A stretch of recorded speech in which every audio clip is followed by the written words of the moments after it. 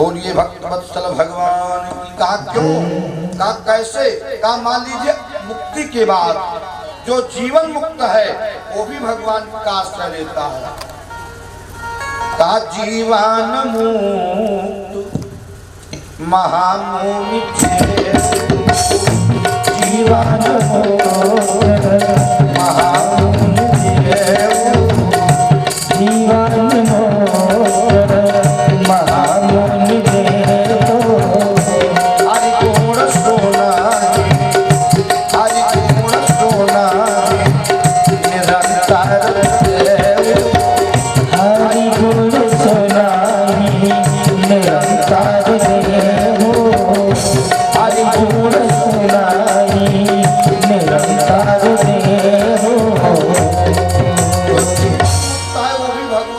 कथा का आश्रय लेता है, वो भी निरंतर भगवान की कथा सुनता है। इसका मतलब मुक्ति से ऊपर एक है आश्रय, यानी परमात्मा का आश्रय प्राप्त हो जाए, परमात्मा की शरणागति प्राप्त हो जाए, तब कभी पतन नहीं होता। इसलिए सुंदर कांड में, रामचरितमानस के सुंदर कांड में प्रातः स्मरणीय पूज्यपाद कवि दिवाकर गोस्वामी तुलसीदास जी ने मंगलाचरण में वर्णन किया है। नान्यास्पृहा रघुपते हृदय स्मदीये सत्यम वदाम्य भवान खिलांतरात्मा भक्तिम प्रयच्छ रघुपुंगो निर्भराम। हे प्रभु कृपा करके मुझे निर्भरा भक्ति दीजिए, मैं आप पर आश्रित रहूं। इसलिए आश्रय लीला, आप पर क्या रहूं, आश्रित रहूं। सत्यम वदाम, आपसे मैं सत्य कहता हूं। नान्यस्पृहा, कोई दूसरी इच्छा नहीं, स्पृहा माने इच्छा। सत्यम वदाम भवांच खिलांतरात्मा, मेरे अंदर, मेरे आत्मा में कोई दूसरी इच्छा नहीं है। आप तो अखिल अंतरात्मा के मालिक हैं। खिलांतरात्मा भक्ति प्रयच्छ, भक्ति दीजिए। कौन, निर्भरा में, निर्भरा भक्ति दीजिए, आश्रय भक्ति दीजिए। और जब मैं आपके आश्रय रहूंगा तो फिर कभी मेरा पतन नहीं होगा। इसलिए गोस्वामी तुलसीदास जी ने भक्ति क्या मांगा, निर्भरा। हम भगवान पर आश्रित रहूं, हमारा अपना कोई योगदान नहीं है, हम कुछ कर नहीं सकता, हमारी कोई औकात नहीं, न हमारे पास ज्ञान है, न विज्ञान है, न कोई बुद्धि है, न कोई विवेक है। सब प्रभु आपका है। मैं साधन भजन करके आपको नहीं प्राप्त कर सकता हूँ, आप ही मुझे स्वीकार कर लीजिए। जब सौंप दिया सब भार तुम्हें, अब मारो या तारो कहेगा क्या। जब सौंप दिया सब भार तुम्हें, अब मारो या तारो कहेगा क्या। अब आप ही प्यारे विचार करो, इस दीन दुखी का सहारा है क्या। मझधार में लाके डुबाओ अब हमें, चाहे पार लगाओ किनारे पे ला। हम तेरे तेरे रहेंगे सदा, अब और किसी को निहारेंगे क्या। भगवान के आश्रित हो जाइए तो परमात्मा जरूर मदद करेगा। भैया कोरोना के दौरान, विगत में कोरोना काल चल रहा था, हम लोग 8 महीने कथा नहीं किए बैठे थे, तो आए दिन 24 घंटे में फोन आता था, महाराज जी खर्चा कैसे, भगवान चला रहे, महाराज अकाउंट दीजिए, कुछ भेज दे। हमने कहा नहीं भाई, खर्चे क्यों कहते, ऐसा तो कमाना नहीं है। आए दिन 24 घंटे में एक बार किसी न किसी का फोन जरूर आता था, चाहे वो दिल्ली का रहने वाला हो, चाहे वो उत्तर प्रदेश का हो, चाहे बिहार का हो, चाहे पंजाब का। महाराज अकाउंट दीजिए, आप कैसे खर्चा चल रहा होगा। भगवान का भी आश्रय मिल जाए तो उनकी जिम्मेदारी हो जाएगी ना। भैया जब गिरिराज जटायु का पंख कट गया तो कवियों ने कहा अब तुम राम जी के पास कैसे पहुंचोगे। तो जटायु ने कहा यदि मेरे पास पंख होता उड़ करके परमात्मा के पास जाने की मेरी जिम्मेदारी होती। अब पंख कट गया, अब प्रभु की जिम्मेदारी वो स्वयं आएंगे। तो इसलिए जब समर्पण भाव आ जाएगा तब परमात्मा ऐसा स्थान प्रदान करेगा, कभी पतन नहीं होगा। तो मुक्ति के ऊपर भी एक लीला है, आश्रय लीला। इसलिए भागवत का जो एकादश स्कंद है वो मुक्ति लीला है, और भागवत का जो द्वादश स्कंद है वो आश्रय लीला है। एक सज्जन ने हमसे कहीं प्रश्न कर दिया था कि महाराज जी मुक्ति लीला जब मुक्ति है तो फिर दूसरा, फिर आश्रय का क्या मतलब? बोलिए भक्त वत्सल भगवान की। आइए एक छोटी सी भजन हो जाए, उसके बाद में हम सुदामा पर चलेंगे, बड़ा आनंद आएगा। आई बहार हंसते हंसते आया सामला सरकार हंसते हंसते आई बहार हंसते हंसते आया सामला सरकार हंसते हंसते आई बहार हंसते हंसते आया सावला सरकार हंसते हंसते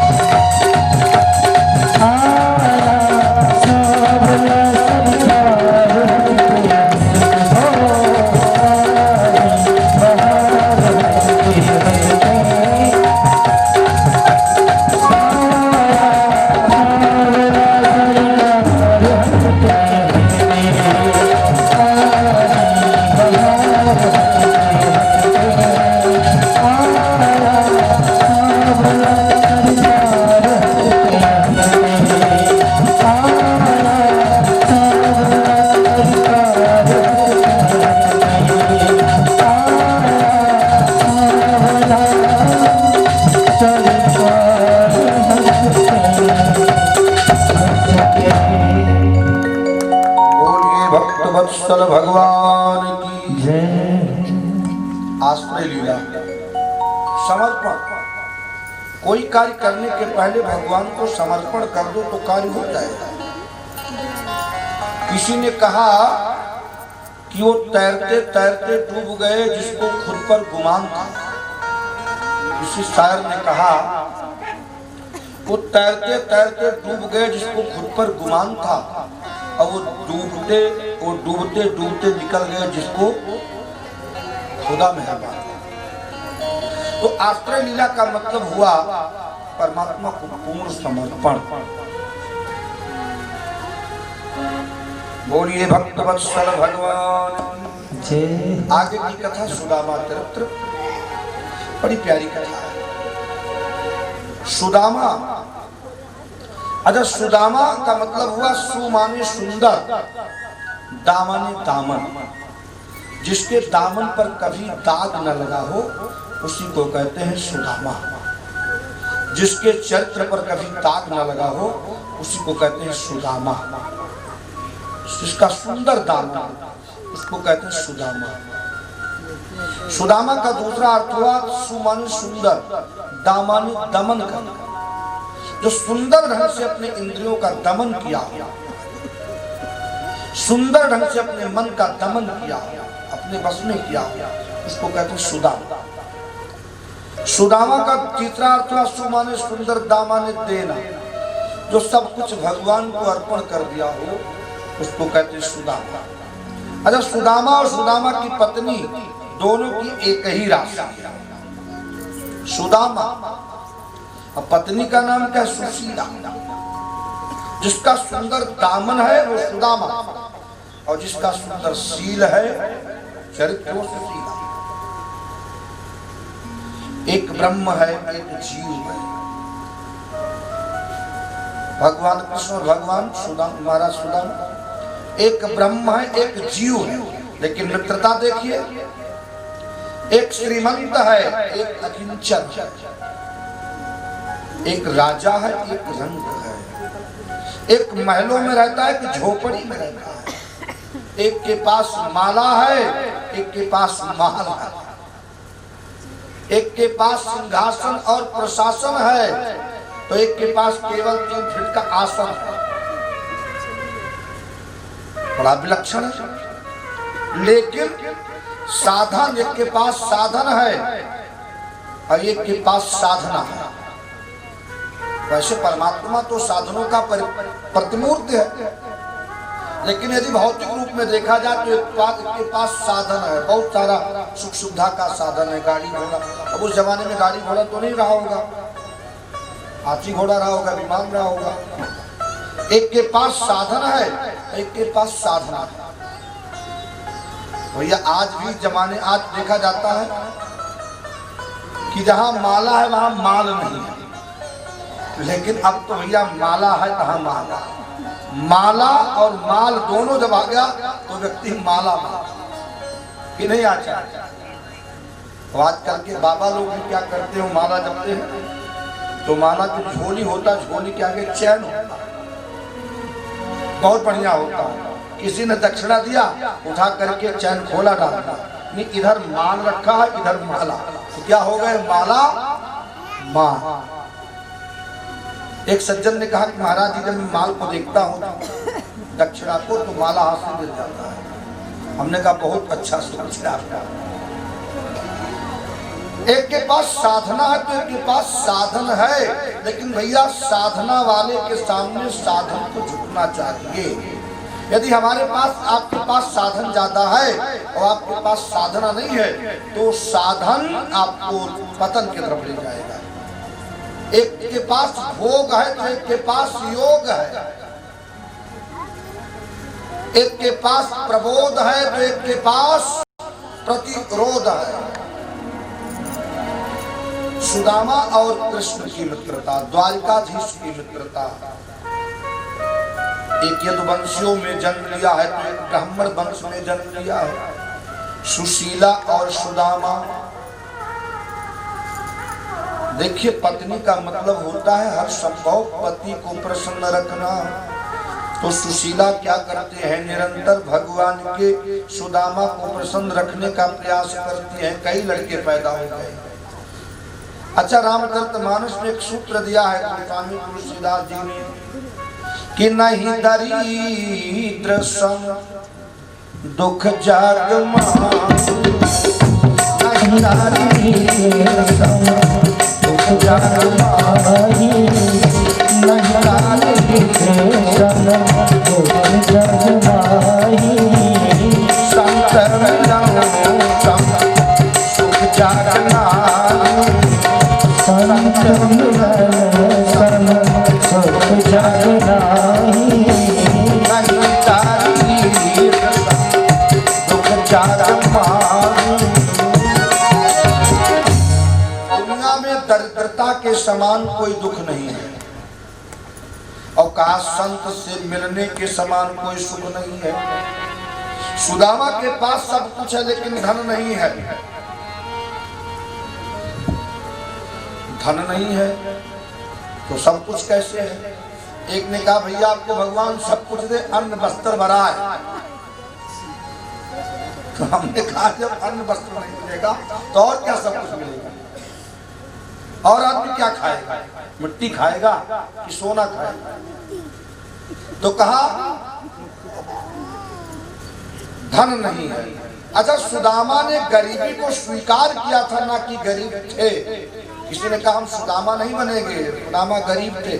हमने कहा तुम्हारी सौभाग्य नहीं है। अरे सुदामा कौन हो पाएगा जिसके लिए द्वारिकाधीश नंगे पैर दौड़े हो, ब्रह्मांड का मालिक नंगे पैर दौड़ा हो, लक्ष्मीपति जिसके पीछे दौड़ा हो। क्या ऐसी सौभाग्य किसी को मिलेगी? सुदामा ने तो गरीबी को स्वीकार किया था, और भगवान से जो एक शब्द कह देते हैं प्रभु क्या कष्ट सहेंगे, कुछ दे दीजिए, तो पूरा ब्रह्मांड का राज दे देते उनको। लेकिन नहीं, भक्त कभी भगवान से कुछ मांगता नहीं है, क्योंकि जहां मांग आ गया वहां महत्व घट गया। कहा जहां डिमांड है वहां कुछ नहीं है, और जहां डिमांड नहीं है वही डायमंड है। डायमंड का मतलब हीरा। हीरे की कितनी बड़ी कीमत है भैया। मांग आ गया, लेकिन अब भाई क्या किया जाए, मजबूरी। हम लोग कथा करते हैं तो कहना पड़ता है इतना खर्च करकेगा, क्योंकि ये ना कहे तो ऐसे जजमान ऐसे मिलते देते ही नहीं। एक जगह कथा हुआ, हमने कहा भैया इंस्ट्रूमेंट का दे दीजिए, इतना लगेगा। कहा आपका महाराज? हमने कहा जो आपकी इच्छा, तो लास्ट में 500 रुपया हमको दे दीजिए। हमने कहा बस यही? तो कहा महाराज आपने डिमांड नहीं किया, हमने दिया नहीं, आपको क्या करेंगे पैसा? हमने कहा आपसे ज्यादा खर्चा होता, या मत सोचिए आपसे ज्यादा खर्चा होता है। ऐसे भी लोग हैं, यदि डिमांड ना किया जाए, लेकिन यदि ज्ञान दृष्टि से देखा जाए तो डिमांड नहीं करना चाहिए। जहाँ डिमांड है वहाँ कुछ नहीं, और जहाँ डिमांड नहीं वही तो डायमंड है, वही तो हीरा है। कि नहीं बेटा? बच्चे हमारे बहुत प्रबुद्ध हैं। बोलिए भक्तवत्सल भगवान की। सुदामा ने गरीबी को स्वीकार किया था। एक घटना है, एक तपस्विनी माता जी थी। तो माता जी कई दिनों से भूखी थी, और उनको थोड़ा सा चना मिल गया कहीं से। चना को उन्होंने रखकर पोटली में रखा कि चलो ठाकुर जी को भोग लगा करके सुबह नींद आ गई, और वो चना क्या हुआ, किसी चोरों ने चुरा। और वो चोर लोग जब चुराए तो ले जाकर के कहाँ रख दिया? महर्षि संदीपनी के आश्रम के पास रख दिया। रख नहीं दिया, छूट गया। भाई उस माता जी के यहाँ चना लिया और तो कुछ था नहीं। चना उठाया और चना लेने के बाद में वो जाकर के सोचा चलो महर्षि के आश्रम में कुछ चोरी कर ले, कुछ माल मिल जाएगा, खजाना। अब वहां गए तो माता श्री जी जग रही थी। आवाज आई भागे, हड़बड़ा करके भागे तो चना की पोटली छूट गई। तो चना की पोटली छूट गई तो उस माँ ने, जिसको 2 दिन से भूखी थी, लास्ट में थोड़ा चना था वो भी चोर ले गए। तो उस माँ ने देखा, कहा मेरा चना भी चला गया, मेरे भाग्य में ये भी नहीं है, साफ दे दिया। इस चना को जो खाएगा सदा सदा के लिए कंगाल हो जाएगा। सुदामा जी ब्रह्मज्ञानी थे। सुदामा जी जानते थे कि यह चना यदि मेरे मित्र कृष्ण को खिला दिया गया, द्वारकाधीश ने खा लिया तो रंग हो जाएंगे। इसलिए मित्र इसको कहते हैं मित्रता प्यारे, इसको कहते हैं मित्रता। भगवान महाराज सुदामा ने कहा मैं भले ही कंगाल रहूंगा लेकिन अपने मित्र को निर्धन नहीं होने दूंगा, इसको कहते हैं मित्रता। तो जब गुरु माता ने चना दिया कि बेटा तुम संविधा तोड़ने जा रहे हो और जब भूख लगेगा तो खा लेना, तो सुदामा जी वही जब बारिश होने लगी तो सुदामा जी ने चने की उसी चने की पोटली को दिया था। सुदामा जी उस चने की पोटली को ले गए और किसी वृक्ष के आड़ में खाने लगे। कन्हैया ने कहा दांत क्यों कटकटा रहा है, ठंड से। यदि भगवान श्याम सुंदर खाते तो भाई ब्राह्मणी का साप था, निर्धन होना था। सुदामा जी जानते थे, इसलिए आनी आगी चना गुर मात दये, सोलिए पुनि चाबी हमें नहीं दी, और चोरी के बानी अब न तजी, तुम चोरी के बाने में हो जो प्रवीण। तो भगवान सुदामा ने जानबूझकर ऐसा किया था, यानी उन्होंने गरीबी ली थी, नहीं तो हमारे द्वारकाधीश गरीब हो जाते। इसको कहते हैं मित्रता। भैया सुदामा की पत्नी का नाम है सुशीला।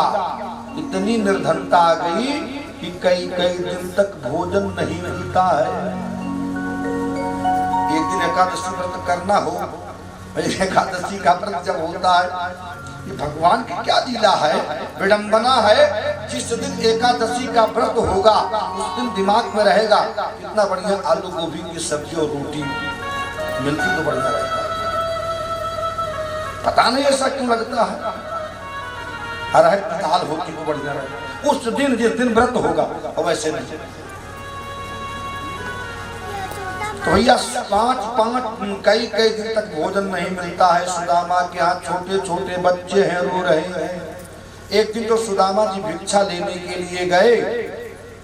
5 घर, देखिए जो भिखारी, किसी ने कहा सुदामा जी भिक्षुक थे, नहीं भैया, औरन को धन चाहिए बाबा, ब्राह्मण को धन केवल भिक्षा, कदापि नहीं। इसका मैं खंडन करता हूँ। ब्राह्मण भिक्षा नहीं मांग सकता। ब्राह्मण तो पृथ्वी का देवता है, पूरे ब्रह्मांड पर शासन कर सकता है। यहाँ तक भगवान भी उसके सामने हाथ जोड़कर गिड़गिड़ाते हैं। ऐसा शास्त्रों में वर्णन है। ब्राह्मण भिक्षा नहीं मांग सकता। उसको ईश्वर ने इतना मस्तिष्क दिया है कि उसके मस्तिष्क की तुलना, उसके दिमाग की तुलना ब्रह्मांड में कोई कर नहीं सकता। तो कहा तो क्या लिखा, कहा औरन को धन चाहिए बावल, और ब्राह्मण को धन केवल शिक्षा। शिक्षा ना कि भिक्षा, शिक्षा चाहिए। औरन को धन चाहिए बावल, ब्राह्मण को धन केवल दीक्षा। तो सुदामा जी बहुत अमीर थे। कई कई दिन बीत जाता था, भोजन नहीं मिलता था, लेकिन भगवान से शिकायत नहीं करते थे। एक दिन भिक्षा लेने के लिए गए। वो तो अहंकार को दमन करने के लिए भिक्षा मांगा जाता था। अरे मीरा भी तो भिक्षा मांगने के लिए गई थी। क्यों? भगवान के भक्ति में जब तक ईगो है, अहंकार है, तब तक परमात्मा नहीं मिलेगा। इसलिए एक प्राविधान था कि 5 घर जाकर के भिक्षा मांग लो, अहंकार गलित हो जाएगा, अहंकार मिटाने के लिए। मीरा भी भिक्षा मांगने के लिए गई थी। ओधो हरि जी के कारण हम जोगिया हरि जी के कारण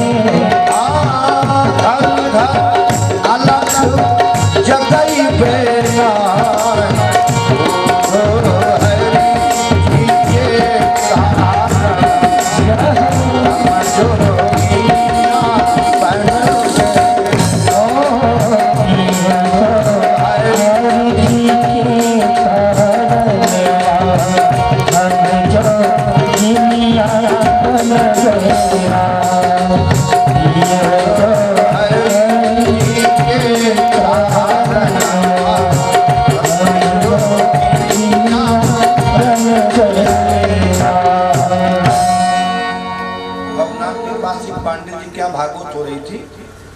इस भजन को जब हम गाते थे तो दोनों पद पर नाचते थे, जम करके नृत्य करते थे। दिल्ली में रहते हैं वो। अब फरीदाबाद में मेरा कार्यक्रम चल रहा था गत्ता कंपनी में, वो दिल्ली से कथा सुनने गए तो कहें महाराज जी वही भजन सुनाइए। और जब ये भजन चला तो नृत्य करना शुरू कर दिया और वहाँ के लोग समझ ना पाए अवधी भाषा। बोलिए भक्तवत्सल भगवान की जय। अच्छा आप बुआ जी, देखिए भाई आपकी बुआ जी तो हमारी भी तो बुआ जी। आप बुआ जी के माध्यम से 21 रुद्रा प्राप्त हुआ। भगवान बुआ जी का कल्याण कर, यही भगवान से मंगल कामना है। आशीर्वाद तो बुआ जी आप हमको दीजिए, आप भगवान के भक्त। बोलिए भक्तवत्सल भगवान। चलो आशीर्वाद दे दे, आशीर्वाद दे दे। आशीष तुम्हें मैं देता हूँ, जीवन में खुशियाँ छाई रहे। आशीष तुम्हें मैं देता हूँ, जीवन में खुशियाँ छाई रहे। आशीष तुम्हें देता हूँ, जीवन में खुशियाँ छाई रहे। सारा जीवन खुशहाल रहे, सारा जीवन खुशहाल रहे। द्वारे पर भजती बधाई, सारा जीवन खुशहाल रहे। द्वारे पर भजती बधाई रहे। भगवान की जय। तो मीरा जी क्या करती है, भिक्षा मांगने जाती है। अच्छा एक बात और है, यदि कोई भिखारी भिक्षा मांग रहा है तो इसका मतलब नहीं है कि वो भिखारी है।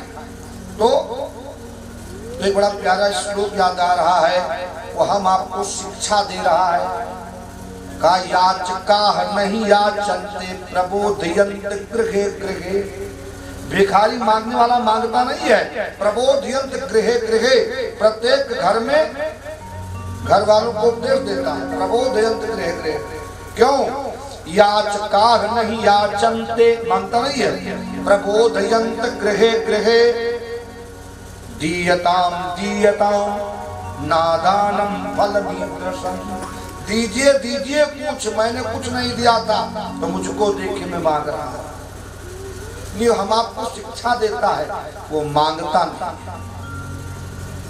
तो भैया सुदामा क्या दशा है, 5 घर भिक्षा लेने के लिए गए, कुछ नहीं मिला। 5वें घर पहुंचे तो क्या मिला, क्या हुआ, एक बहन निकली और एक मुट्ठी आटा दे दिया। अब वो आटा लेकर के आए, अपने पत्नी सुशीला को दिया। बच्चे रो रहे थे, माँ दूध पीना है, दूध पीना है, दूध पीना है। एक मुट्ठी आटा को लेकर किसी बड़े पात्र में घोल बनाया, पानी डाल करके वो पानी सफेद हो गया। कहा बेटा यही दूध है, पी लो। क्या दशा है, लेकिन फिर भी अपने धर्म का परित्याग नहीं किया। हम लोग तो एक एक मिनट में अपने धर्म का त्याग कर देते हैं। विषम से विषम परिस्थितियां। सुदामा जी अपने धर्म का आश्रय नहीं छोड़ा और ना भगवान से मांगा। आज भगवान से कह देते तो भगवान तत्काल दे देते। भैया सुदामा जी तो धैर्यवान है, लेकिन पत्नी भी सुदामा की मामूली नहीं।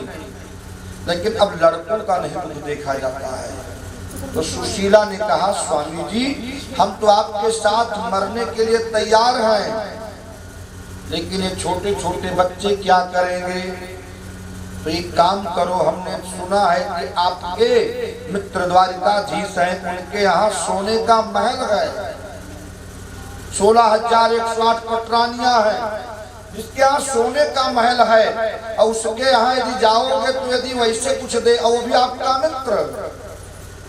अब भैया मान लीजिए आपके मित्र, आपका मित्र कोई मुख्यमंत्री हो और हृदय से भी मित्र हो, तो क्या कंगाली रहेगा। पता नहीं कितना पैसा है, थोड़ा सा दे दिया बस।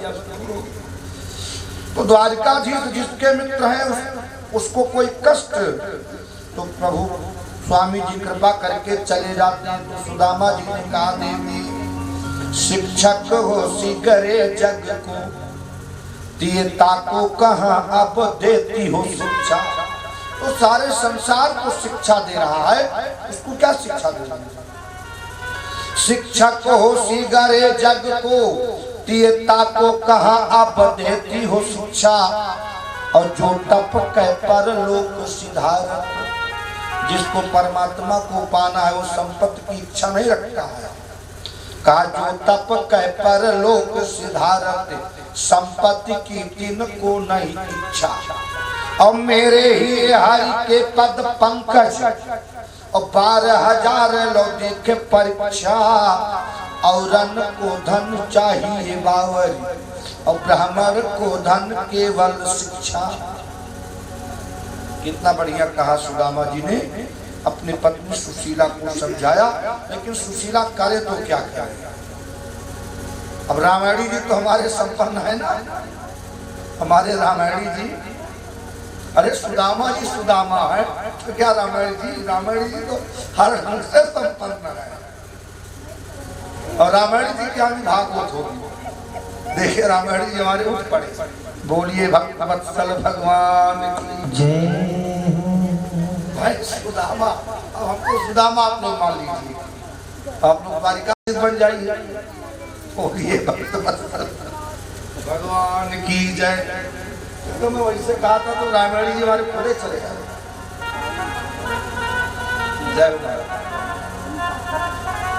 देखिए हमने रामायण जी का नाम क्या, रामायण जी आ गया सुदामा जी को देने के लिए। भाई हम सुदामा नहीं है, लेकिन फिर भी सुदामा जी। और सुदामा कौन हो पाएगा।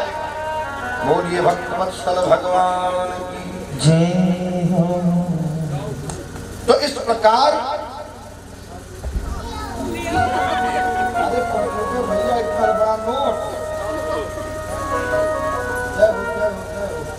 दीर्घजीवी हो जाओ। अरे भाई डॉक्टर के पुत्र हैं तो छोटा नोट कैसे है। बोलिए भक्त वत्सल भगवान जय। देखिए भाई हमारे परम आदरणीय डॉक्टर साहब अजय कुमार तिवारी जी, आपके माध्यम से गांधी साहब 500 नोट आया, 500 का। बोलिए भक्त वत्सल भगवान की जय। और हमारे आदरणीय रामायणी जी, आपके माध्यम से 20 मुद्रा प्राप्त हुआ। आप लोगों का भगवान मंगल कल्याण करें। अब आप लोग पैसा देना शुरू करेंगे तो कथा कैसे कहेंगे। बोलिए भक्त वत्सल भगवान। कभी कभी ऐसा होता भाई नोट मिलने लगता तो हम भी कथा नहीं कर पाते। सही बात। बोलिए हनुमान। क्या नाम है बेटा।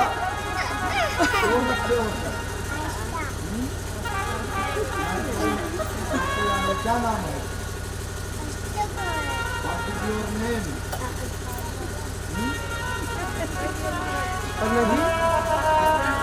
किसका लड़का है? अच्छा अच्छा, आपका नाम है?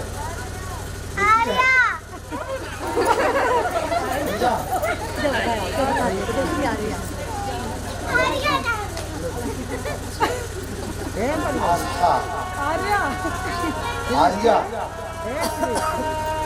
आर्या बेटी के माध्यम से 50 रुपया प्राप्त हुआ है। भगवान बच्चे का कल्याण करें। बोलिए भक्तवत्सल भगवान की जय। तो इस प्रकार भाई अंतिम दिन है ना, बोलिए हनुमान जी महाराज की। सुदामा जी क्या कर रहे हैं?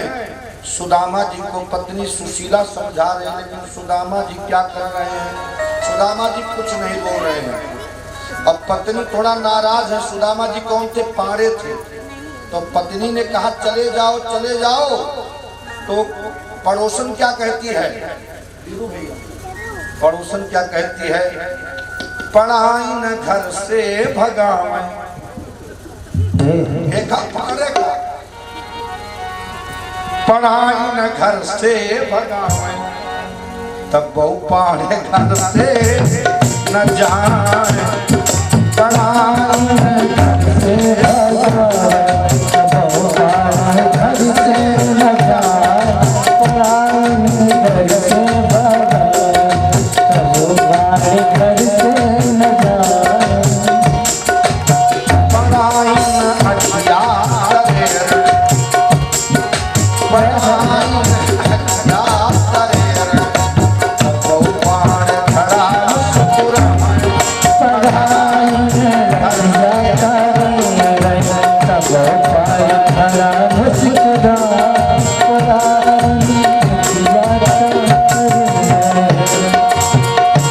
ये भी बढ़िया भजन है। पढ़ाई न अखिया करे,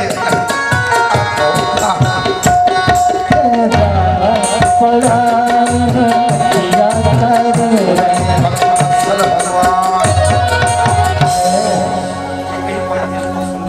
मैं भी नहीं गा पाऊंगा। तो सुदामा जी की पत्नी सुशीला प्रेरित कर रही है और सुदामा जी तैयार नहीं हो रहे हैं।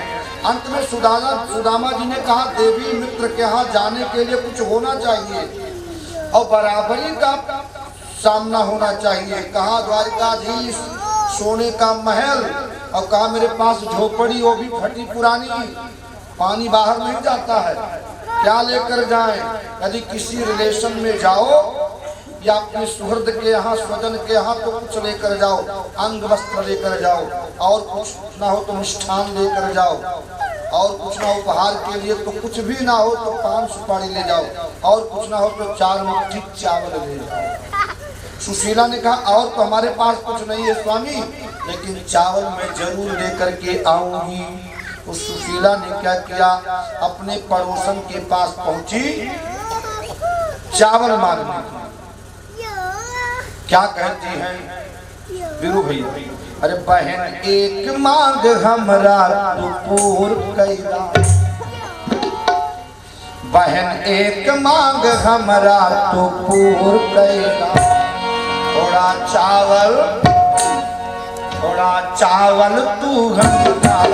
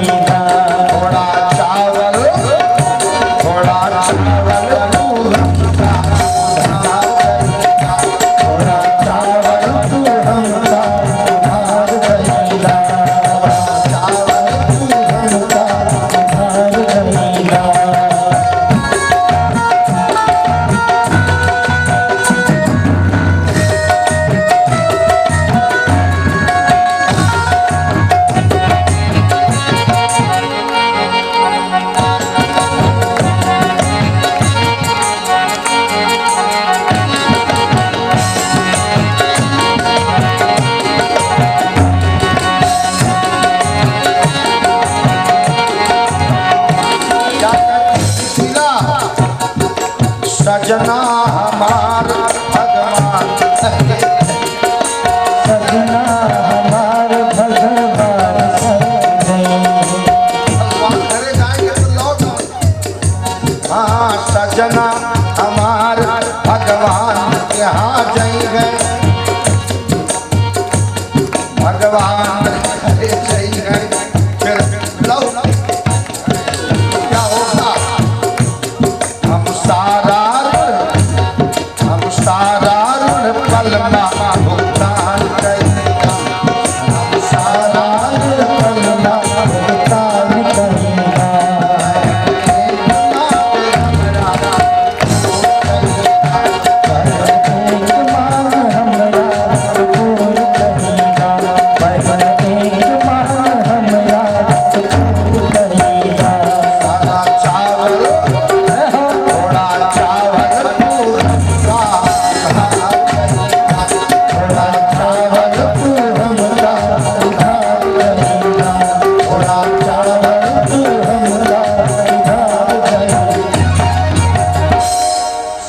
पड़ोसन के यहाँ गई पड़ोसन ने 4 मुट्ठी चावल डाले कुछ लोग कहते हैं 5 मुट्ठी तो भागवत में लिखा है या चैत्वा चतुरो मुष्टीन विप्रान पृथुकटंडुलान चैलखंडेन तान बद्ध्वा भर्तरे प्रादादुपायन 4 मुट्ठी चावल लेकर के पड़ोसन आई वो भी 4 प्रकार का सुशीला के आंचल में डाल दिया सुशीला चावल लेकर के आई और अपने स्वामी से कहा स्वामी ये मैं चावल लेकर के आई हूँ तो कहा किसमें बांध दे तो कहा कोई वस्त्र हो अब सुदामा जी क्या इतनी गरीबी है कि कोई वस्त्र तक नहीं है किसी वस्त्र में चावल डाल करके बांधती है तो एक बार लपेटते फट जाता है दोबारा लपेटते दोबारा कई बार जब लपेटा तब वो चावल चैल खंडेन तान बद्ध्वा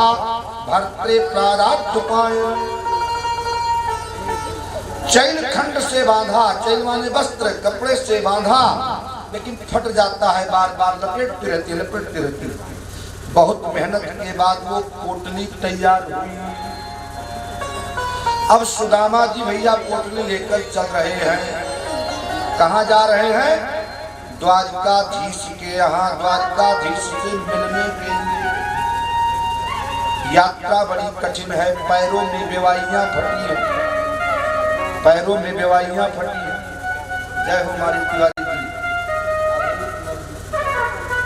देखिए हमारे भैया आदरणीय शिव प्रसाद तिवारी जी आपके माध्यम से 100 मुद्रा प्राप्त हुआ है भगवान आपका मंगल करें बोलिए भक्तवत्सल भगवान आप जाने में भागवत होगा लड़के के तिलक में भागवत होगा आपने पहले से आश्वासन दे दिया बोलिए हनुमान जी महाराज की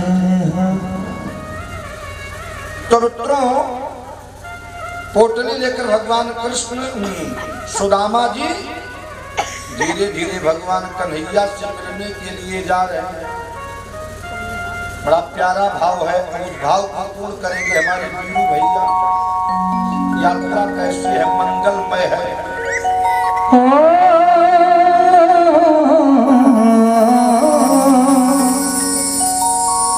छुपा कहाँ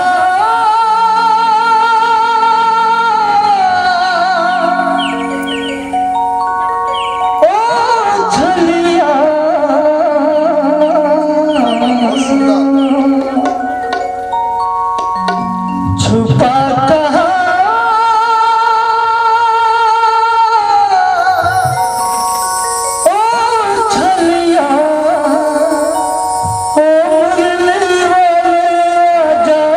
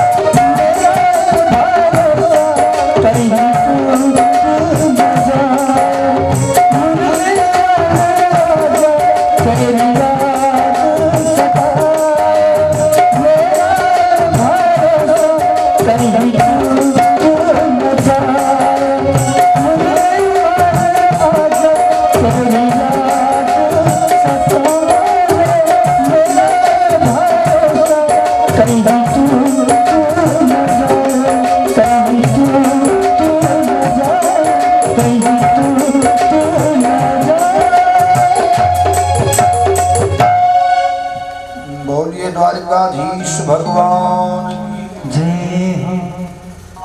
सुदामा जी द्वारिकाधीश को खोजते हुए जा रहे हैं। हमारे अखिलेश भैया आपके माध्यम से 200 मुद्रा प्राप्त हुआ और भगवान की तरफ से आपको बहुत ढेर सारा आशीर्वाद।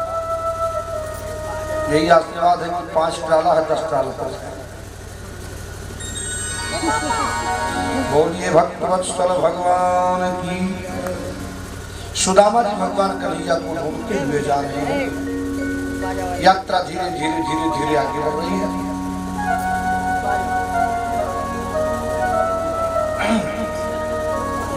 भगवान विविध वेश धारण करके सुदामा को बीच बीच में दर्शन दिए।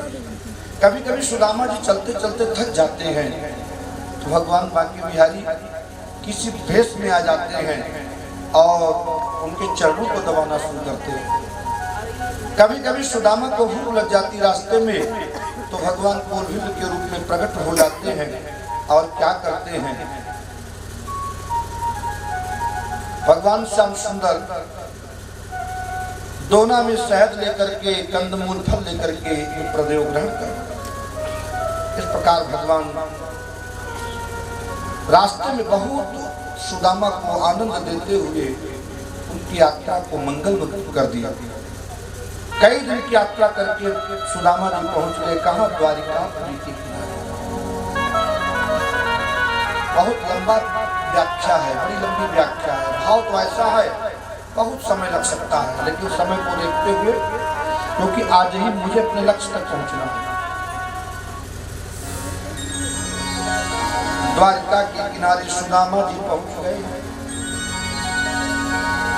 द्वारिका के भव्य भवनों को देख करके, स्वर्णमयी महलों को देख करके, भव्य प्रसादों को देख करके चकाचौंध हो गए। गेट पर कौन विराजमान है? भाई भगवान के यहाँ तो हजारों द्वारपाल। पैर में बेवाई फटी है, कपड़े शरीर पर नहीं है, सिर पे कोई टोपी नहीं है, पैरों में हजारों कांटे चुभे हैं। और सुदामा जी क्या कर रहे हैं? द्वारपाल के पास पहुंचे सुदामा जी तो द्वारपाल से कहा, भैया द्वारपाल मैं अपने मित्र से मिलने आया हूँ। द्वारपाल ने कहा, मित्र से? कौन तुम्हारा मित्र है? कहा, कृष्ण द्वारिकाधीश। कहा, अच्छा वो किसनवा बैलगाड़ी वाला? कहा, नहीं वो बैलगाड़ी वाला नहीं, जो द्वारिकाधीश है। कहा, द्वारिकाधीश तुम्हारे मित्र हैं? कहा, हाँ मेरे बाल सगा। किसी को विश्वास नहीं पड़ रहा है कि जिसके पास स्वर्णमय नगरी बनी हो उसका मित्र क्या ऐसा हो। द्वारपाल जल्दी जाना नहीं चाहते हैं, लेकिन बहुत आग्रह के बाद द्वारपाल ने जाकर के भगवान कन्हैया से बताया, प्रभु गेट पर एक अवधूत महापुरुष खड़ा हुआ है। वो ऐसा ब्राह्मण है किसी से पगाना झगा तन में, सिर पे पगड़ी भी नहीं है, शीश पगाना झगा तन में, प्रभु जाने को आई बसे के ही ग्राम। पता नहीं किस गांव से आया है। और धोती फटी सी लटी दुपट्टी, धोती भी फटी है फिर सिली है, दुपट्टी है, दुपट्टी बटोर करके सिला गया। द्वार खड़े शीश पगाना झगाता न में, अपाय उपाना की नहीं सामा। और धोती फटी सोलटी दुपट्टी, धोती फटी सिलटी दुपट्टी, पाए उपाना की नहीं सामा। बड़ा प्यारा कविता है। द्वार खड़े तुझे दुर्बल देखे, रहो चक्षु सुधा अभिरामा। अब पूछत दीन दयालु को धाम, बतावत अपन नाम सुदामा। आपका नाम बता रहा है कि मेरे मित्र हैं, अपना नाम सुदामा बता रहा है। भगवान इतना सुनते ही सिंहासन से छोड़ करके सुदामा को लेने के लिए दौड़ पड़े। बताइए ऐसा कौन मित्र होगा। इतना ही द्वारपाल के मुख से निकला कि द्वार खड़े तुझ दुर्बल देखी, रहो चकिसो रहो लखिसो वसुधा अभिरामा। अब पूछत दीन दयाल को धाम, अब बतावत तो आपनो नाम सुदामा। इतना सुनते भगवान द्वारिकाधीश दौड़ पड़े, सुदामा सुदामा सुदामा सुदामा, मेरे मित्र सुदामा सुदामा सुदामा। पैरों में जूता तक नहीं है तो भगवान ने जूता को भी नहीं धारण किया, पीतांबर कहीं अलग गिर गया, बाल बिखर गए, श्रृंगार के जो गुच्छे थे खुल खुल कर गिरने लगे, कंठ में जो मणिमय माला थी वो हिलने लगे, कुंडल हल्लोलित हो रहा है, बाल जुल्फे हिल रही है। और सुदामा सुदामा सुदामा। आज ब्रह्मांड का मालिक एक ब्राह्मण को गले से लगाने के लिए दौड़ रहा है। भगवान श्याम सुंदर ने दौड़ करके सुदामा को हृदय से लगा लिया, गले से लगा लिया। और सुदामा को गले लगाने के बाद में लाते हैं डायरेक्ट अंतःपुर में गए। जो मेन पट्ट महिषी, भगवान की मेन पट्ट महिषी कौन है? पटरानी माँ रुक्मिणी, लक्ष्मी स्वरूपा माता रुक्मिणी से कहा कि महापुरुष के चरण पखारने हैं। सिंहासन पर बिठा दिया। सुदामा जी सबको देख रहे हैं तो हजारों हजार पत्नियां, 16,108 पटरानियां भैया पैर धुलने के लिए ब्राह्मण का जल लेने के लिए सुदामा की रुक्मिणी मैया जाते, उधर हजारों पटरानियां, जितनी पटरानियां हैं सब अपने कर में पात्र लेकर के जल लेकर के खड़ी हैं। सुदामा ने कहा हे भगवान, एक एक नंबर लगा दिया पैर धुलने के लिए तो हमको ठंडी से मर जाएगा। भगवान कन्हैया से इशारा किया, ये सब कौन है? कहा सब आपकी बहुएं हैं। अच्छा, बड़ी विलक्षण लीला प्रभु आपकी है। और इधर माता रुक्मिणी मैया जल लेने के लिए जाती हैं, उधर खाली प्रात रखा हुआ था। भगवान श्याम सुंदर सुदामा के चरणों में बैठ गए, स्वयं सिंहासन पर बिठा दिया। क्या ऐसा संभव है? अरे बड़े बड़े ऋषि महर्षि महात्मा विमलात्मा अमलात्मा तत्वज्ञ मनीषी अवधूत अनंत अनंत जन्म तक साधना करते गए, लेकिन अंतराम कहीं आवत नहीं। लेकिन भगवान का नाम नहीं निकलता, वो परमात्मा चरणों में बैठा। तो सुदामा जैसा सौभाग्यशाली कौन होगा? सुदामा के चरणों को देखते हैं और क्या कहते हैं? ऐसे बेहाल बेवायन से पग कंटक जाले लगे खूनी जोए। सुदामा के चरणों में कांटों के जाले लगे। बेवाएं फटी है ना, मोटी मोटी बेवाएं, हजारों हजार कांटे पड़े हैं। तो क्या कहा? ऐसे बेहाल, किसने कहा? श्याम सुंदर ने सुदामा से कहा, ऐसे बेहाल बेवायन से पग कंटक जाल लगे पूनी जोए, और हाय महा दुख पायो सका। अरे मित्र कितना दुख उठाया, जरा सा इशारा कर दिए होते।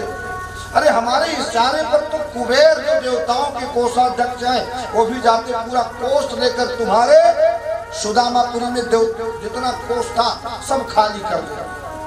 जरा सा इशारा तो करना चाहिए था।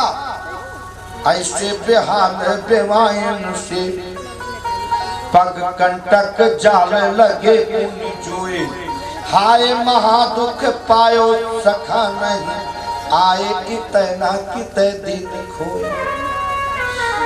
देखी सुदामा की दीन दशा, करुणा करके करुणा निध रोए, अब पानी पर न हाथ छुओ। क्या दृश्य रहा होगा प्यारे कि ब्रह्मांड का मालिक अपने आंखों के आंसुओं से परमात्मा के चरणों का प्रक्षालन कर रहा है, धुल रहा है। पानी पर आते न हाथ छुयो और निज नयन के जल से पग धोए। यानी अपने आंखों के आंसुओं से भगवान श्री हरि ने सुदामा के चरणों को धुल दिया। क्या ब्राह्मण का सम्मान है। लेकिन भाई सुदामा कोई मामूली ब्राह्मण नहीं है, कितने बड़े त्यागी हैं। इतने में पटरानियां आ जाती, बहुत सी पटरानियां घेर लेती। फिर ऐसे मत देखो इसको। अब हास्य परिहास्य की कहानी, विद्यालय की याद आ गई, गुरुकुल की याद आ गई। अरे इसको ऐसे मत देखो, बड़ा चोर है। कहा क्या है, कहा अकेले चना खा लिया, मुझको खिलाया। भैया सुदामा, मित्र सुदामा, एक बात बताओ, भाभी माँ ने कुछ दिया है क्या? कहा नहीं मित्र। अब भैया देखिए, हजारों पटरानियां वो भी गहनों से लदी, फटी धोती, फटे हाल स्थिति, फटी हुई पोटली में टूटे चावल। तो क्या ऐसे सभा में कोई अपना प्रदर्शन कर पाएगा? जैसे किसी बहुत अमीर व्यक्ति के यहाँ कोई जाए और उसके यहाँ सब कोई फॉर्च्यूनर से, कोई मर्सिडीज से, कोई BMW से, कोई इनोवा से पहुंचे और कोई टूटी साइकिल से पहुंचे, और कोई 2000 की साड़ी, कोई 15,000 की साड़ी, कोई कुछ लेकर पहुंचे, और वो 200 रुपए की साड़ी टूटी साइकिल से पहुंचे, तो क्या सब लोगों के बीच में दे पाएगा? शर्म लगेगा ना। चुपके से खिड़की के रास्ते पहुंचा दिया। तो वही दशा देख रहे सुदामा, बड़ी बड़ी कैसी पटरानियां हैं, गहनों से संपन्न, सजी धजी, और उनके सामने टूटा चावल कैसे निकलेगा? कहा नहीं मित्र, हमको तो लगता है भाभी माँ ने जरूर कुछ दिया होगा, मुझे बहुत प्यार करती है। सुदामा जी देना नहीं चाहते हैं, और कन्हैया जबरदस्त उस पोटली को छीन लिया, और पोटली का जो चैल खंड था, वस्त्र खंड था, वो फट गया। जितने चावल थे सब बिखर गए। कन्हैया ने उठा लिया, मुट्ठी में एक हाथ में डाला, अमृत के कण है सुदामा, ये भाभी के हाथ के दिए हुए चावल नहीं है, अमृत के कण है। ये प्रेम रस से सने हुए हैं। ब्रह्मांड में इस मोती की कीमत कोई लगा नहीं सकता है, इसको तो छुपा रहे थे। क्या परमात्मा की लीला है, क्या सहानुभूति दिया सुदामा को, क्या ऐसा कोई कर सकता है? सुदामा जी का तो सिर लज्जा से झुक गया।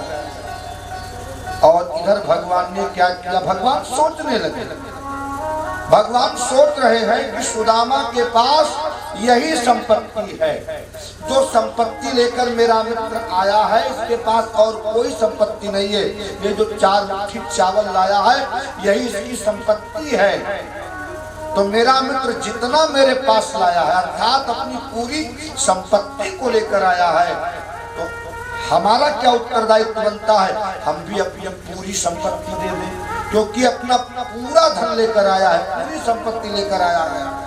तो भगवान ने कहा मैं भी अपनी पूरी संपत्ति इसको दे दूं और इसका सेवक बन जाऊं, तब तो कहते हैं मित्रता। उसी को कहते हैं मित्रता। तो भगवान की पूरी संपत्ति का मतलब क्या हुआ? त्रैलोक्य। भगवान ने तो पूरा योजना बना लिया कि तीनों लोकों की संपदा आज में सुदामा को दे। और एक मुट्ठी चावल उठाया, मुख में डाला, एक लोक की संपदा दान कर दिया। दूसरी मुट्ठी उठाया, 2 लोक की, तीसरी जब उठाना चाहा तो पूरी मैया ने हाथ पकड़ लिया।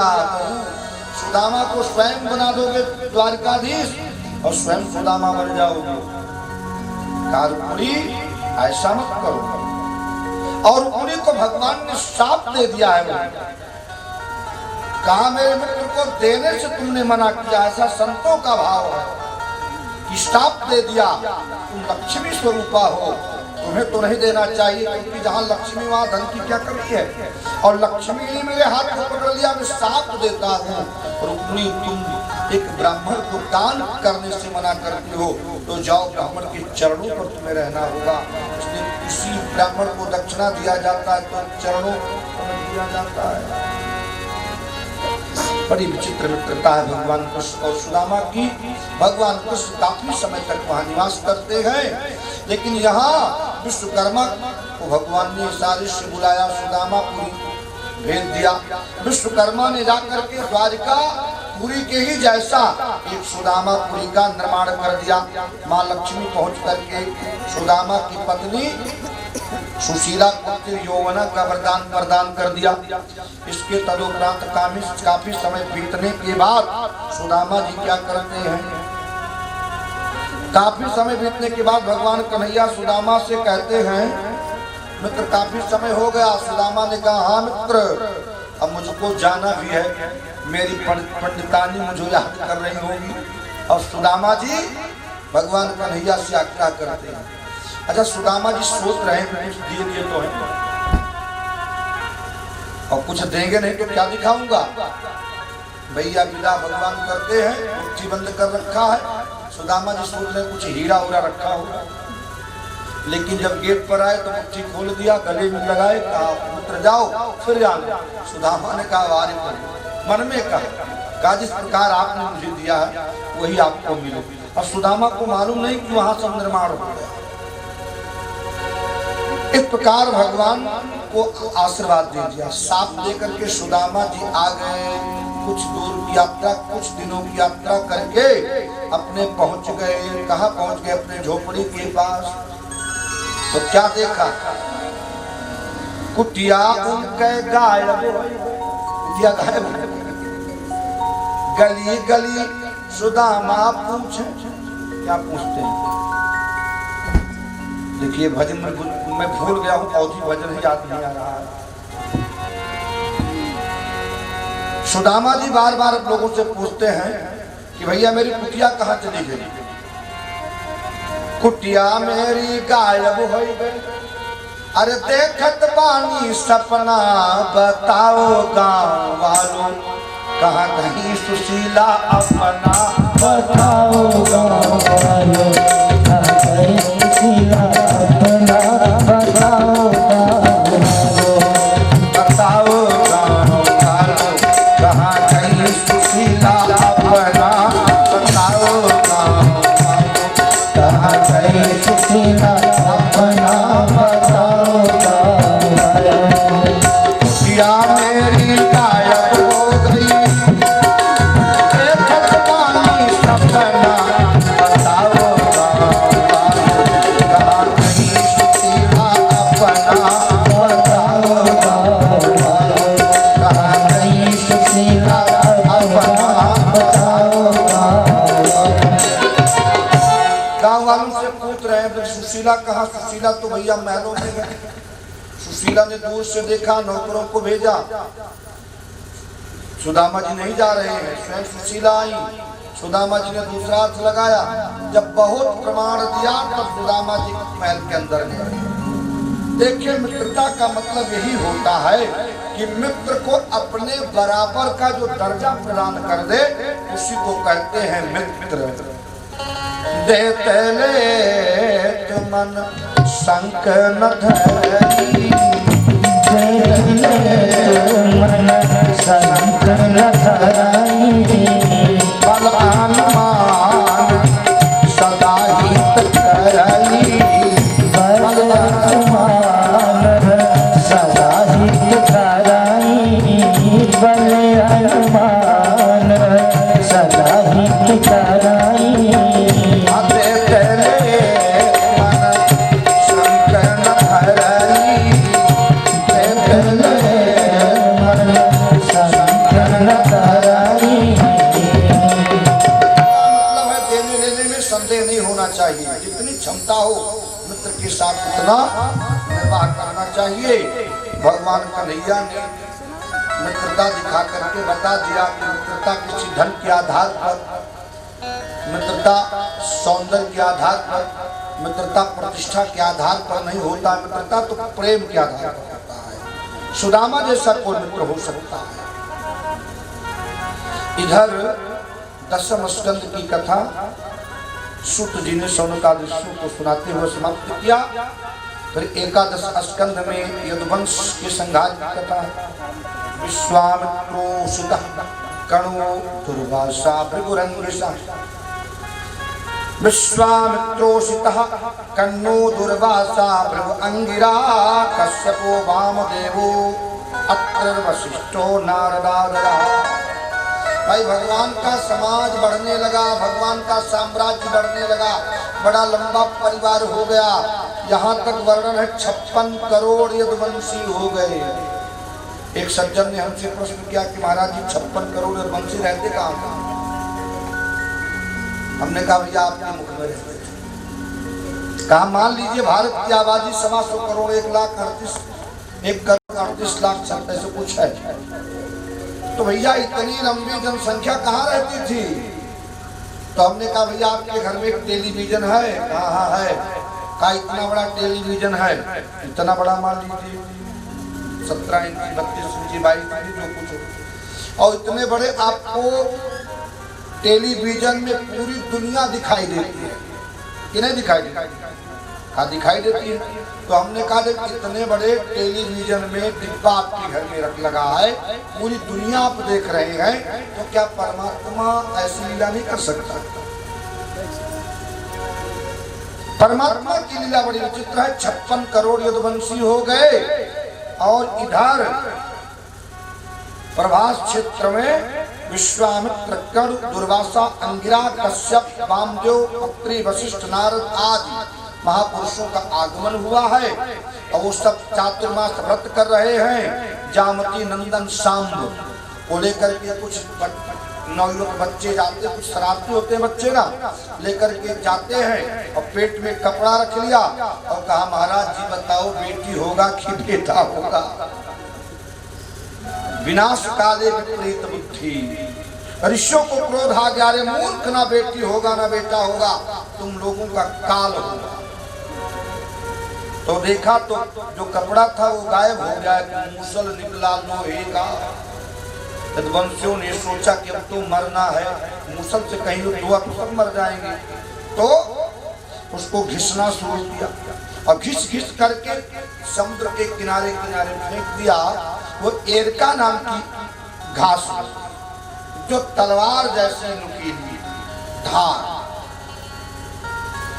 फिर भगवान प्रभास क्षेत्र में ऋषियों के साथ विद्यमान थे। चातुर्मास व्रत चल ही रहा था कि कुछ लोगों ने आपस में श्राप मदिरा पान करते हैं, फिर आपस में झगड़ा प्रारंभ हो गया। फिर उसी घास को उखाड़ उखाड़ करके एक दूसरे को मारना प्रारंभ किया। पूरे परिवार का संहार हो गया। 2-4 बचे होंगे, उसी से आज ये नहीं तो कैसे बता? बाकी तो सबका संहार। फिर भगवान ने क्या किया? आगे की भगवान विचित्र लीला करते। भगवान ने कहा प्रधान जाने के पहले हमें कुछ शिक्षा देनी चाहिए। तो भगवान बैठे हुए हैं प्रभास क्षेत्र में, वहां पर महामुनि मैत्रेय जी विराजमान गए। उद्धव जी विराजमान है, उद्धव जी को बुलाया, उद्धव जी को अपना चरण पादुका दे दिया, बद्रिका आश्रम जाओ। महामुनि मैत्रेय को ज्ञान दिया, दिव्य ज्ञान दिया, तत्व ज्ञान दिया और कहा जब हमारे परम भक्त विदुर जी मिलेंगे तो ये तत्व ज्ञान विदुर जी को दे देना। भगवान विराजमान थे। जरा नाम का बहेली, वो मूसल रगड़ते घिसते घिसते जब छोटा बच्चा नुकीला धार के टाइप का तो यदुवंशियों फिर दिया था। और जरा नाम का बहेलिया था, उसके हाथ में वो मूसल लग गया और अपने बाण पर उसको लगा करके शिकार करने लगा। भगवान एक वृक्ष को आधार बना करके लेटे हुए थे, पैर फैला रखा था, पैर उनका चमक रहा था। भाई भगवान का पैर कमलवत है, ऐसा लग रहा कोई हिरण की आंखें। उस बहेलिये ने क्या किया? उसी बाण को खींच करके भगवान के चरणों में प्रहार किया। भगवान उस जरा को माध्यम बना करके, जरा माने बुढ़ापा, हम आपको शिक्षण से मिलता है कि जरा को माध्यम बना करके भगवान सुधाम जाते हैं। इधर 12 स्कंद की कथा में 12 स्कंद और 11 स्कंद तो बड़ा आध्यात्मिक चर्चा है। अंतिम में महाराज परीक्षित के मोक्ष की कथा है। महाराज परीक्षित कथा कौन सुन रहा है? तो कहा स्वामी सुखदेव जी सुना रहे हैं। और महाराज परीक्षित जी श्रवण कर। कितना दिन हो गया? कहा 6 दिन 6 रात्रि, 7वां दिन पूर्ण होने वाला है। विधान है साप्ताहिक, आप ज्यादा कर सकते हो लेकिन कम नहीं होना चाहिए। कहाँ सुन रहे हैं? कहा मुजफ्फरनगर में गंगा जी प्रवाहित होती है। गंगा के किनारे सुखताल है। सुखताल में स्वामी सुखदेव जी ने भागवत कथा सुनाया था। महाराज परीक्षित ने श्रवण किया था। क्यों? महर्षि श्रृंगी ऋषि का शाप था कि आज के 7वें दिन तुम्हें सर्प दंश करेगा और सर्प दंश से तुम्हारी मृत्यु हो जाएगी। तो वो दिन पूरा होगा। अच्छा, स्वामी सुखदेव जी महाराज परीक्षित को मुक्त करने के लिए ही कथा सुना रहे हैं। भागवत कथा हम आप इसलिए सुनते हैं कि संसार के बंधन से मुक्त हो जाए, 84 के बंधन से मुक्त हो जाए। तो भैया परीक्षित जैसा तो हम नहीं हैं, फिर भी तभी से प्रथा बन गई कि 4 धाम की यात्रा करके लोग आते हैं हमारे हिंदू समाज में, फिर भंडारा करते भागवत कथा सुनते हैं। क्योंकि जीव भाई अब बुढ़ापा आ रहा है तो कम से कम भागवत कथा सुनेंगे तो 84 के बंधन में तो नहीं पड़ेंगे, इसलिए भागवत कथा सुनना चाहिए। इसलिए परंपरा है। और यह परंपरा हमारे उत्तर प्रदेश में विशेषता बहुत व्यापक रूप से है। अन्य प्रदेशों में तो नहीं है, लेकिन हमारे यूपी में इस परंपरा का पूर्ण निर्वहन किया जा रहा है। तो भैया महाराज परीक्षित आज 7वां दिन पूर्ण हो गया। महर्षि श्रृंगी ऋषि के शाप का समय आ गया। तो जन्मेजय ने क्या किया? कहाँ है इस समय? भैया गंगा के किनारे विराजमान है सुखताल। बड़ी कड़ी सुरक्षा कर दी कि एक मक्खी भी वहां ना जा पाए। लेकिन उस बीच में जब समय पूरा हुआ तो धन्वंतरी जी भी आ रहे थे महाराज परीक्षित को बचाने के लिए। लेकिन तक्षक ने मिलकर के लोभ का प्रलोभन दे करके लौटा दिया। अब यहाँ पर माली के रूप में हाथ में पुष्प लेकर के वो आया है। कौन? तक्षक। अंदर उसे कोई जा नहीं पाएगा, तगड़ी सुरक्षा। सर्प तो बहुत बड़ी बात, मक्खी मच्छर भी नहीं जा सकता। एक राजा की सुरक्षा। जन्मेजय ने ऐसी सुरक्षा कर दी कि वो अंदर कोई प्रवेश नहीं कर पाएगा। तो मेरे पिता श्री जी को तक्षक काटेगा कैसे? लेकिन वो माली के रूप में आया, हाथ में पुष्प का दोना है। कहा पूजन के लिए पुष्प राजन ने मंगवाया। एक प्रकार अंदर प्रवेश किया। जैसे पुष्प का दोना सामने रखा कि अपने रूप में प्रकट हो गया, पुष्प से निकला और निकलते ही काल के रूप में तक्षक अपने वास्तविक रूप में प्रकट हुआ। उसके महाराज परीक्षित के मस्तक पर दंश किया, काट लिया और काटते ही शरीर जलकर के भस्मीभूत हो गई, राख हो गई। लेकिन अब भागवत कथा प्रेत पीड़ा विनाशनी, धन्या भागवती वार्ता प्रेत पीड़ा विनाशनी। भागवत की कथा धन्य है जो प्रेत पीड़ा को भी दूर करने वाली है। महाराज परीक्षित भागवत सुन चुके थे, स्वरूप का ज्ञान हो चुका था, शरीर जलकर भस्म हुआ। दूसरा दिव्य शरीर प्रकट हो गया। दिव्य शरीर प्रकट हुआ, नंद सुनंद विमान लेकर के आए। महाराज परीक्षित जी भगवत धाम चले गए। बोलिए भक्त वत्सल भगवान जय। भागवत महापुराण जय। अच्छा देखिए, भागवत महापुराण जाक्षर से प्रारंभ हुआ और माक्षर से समाप्त हुआ। जाक्षर से जन्मादस्य तोन्वयादित्रतश्चार्धेषु विघ्नेश्वरात् तेने ब्रह्महृदाय आदि कवये मुह्यन्ति सूरया तेजोवाल मृदाम यथा विनिमयो यत्र प्रसरगो मृषा धाम्ना स्वेन सदा निरस्तकुहकं सत्यं परम धीमहि। जाक्षर से प्रारंभ हुआ और बंद कहाँ से हुआ? नाम संकीर्तनम नस्य सर्व पाप प्रणाशनम प्रणामो दुख समनस्तम नमामि हरिं परम। माँ परम से समाप्त, जा से प्रारंभ परम से अंत। क्या मतलब जन्म? ये जन्म किसके लिए मिला है? तो कहा परम तत्व को पाने के लिए। तो भागवत ग्रंथ का उद्देश्य है जीव को परम तत्व से मिला दे। भागवत का सार तत्व क्या निकला? कहा भैया नाम संकीर्तन। सारे ग्रंथों का सार है, आप नाम संकीर्तन कीजिए, संसार के बंधन से मुक्त हो जाए। तो आइए हम आप नाम संकीर्तन करते हैं। गोविंद गोविंद गाइए, भजो राधा गोपाल कृष्ण गाइए।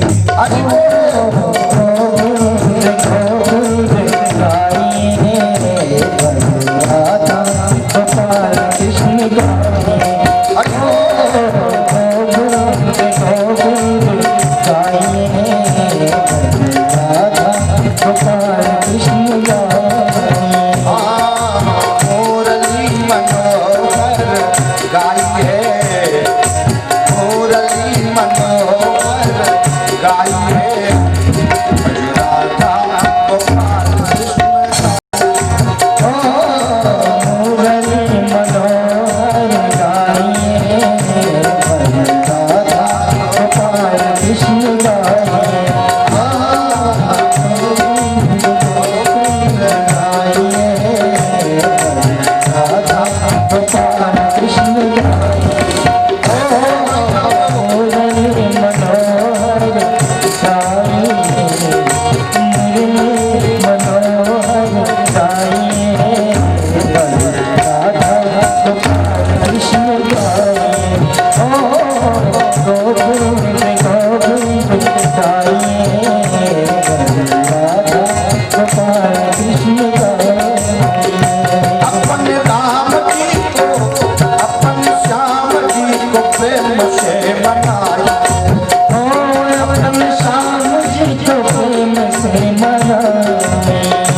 अपने राम जी को, अपने श्याम जी को प्रेम से मनाइए।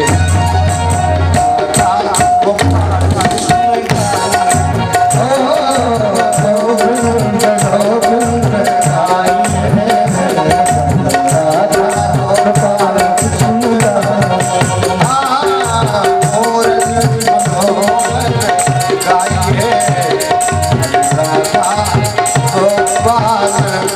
कृष्ण गाइए। बोलिए भागवत भगवान की, स्वामी सुखदेव भगवान की, व्यास भगवान की, परीक्षित जी महाराज की, स्वामी सुखदेव भगवान की, श्री जी महाराज की 88,000 शौनक आदर्शों। तो सज्जनों, विगत 7 दिनों से आप लोगों ने भगवान के दिव्य मधुरात्मधुर सुललित पवित्र चर्चा को आप लोगों ने श्रवण किया। बड़ी दिव्य कथा आप लोगों ने सुना और मुझे आशा है कि इस कथा से कुछ न कुछ आप लोगों को जरूर प्राप्त हुआ होगा।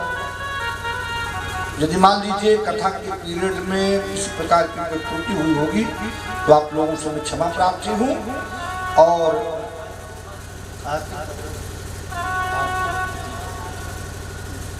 आइए हम लोग भगवान भागवत की आरती करेंगे। उसके बाद प्रसाद, आरती प्रसाद लेकर के प्रस्थान करेंगे।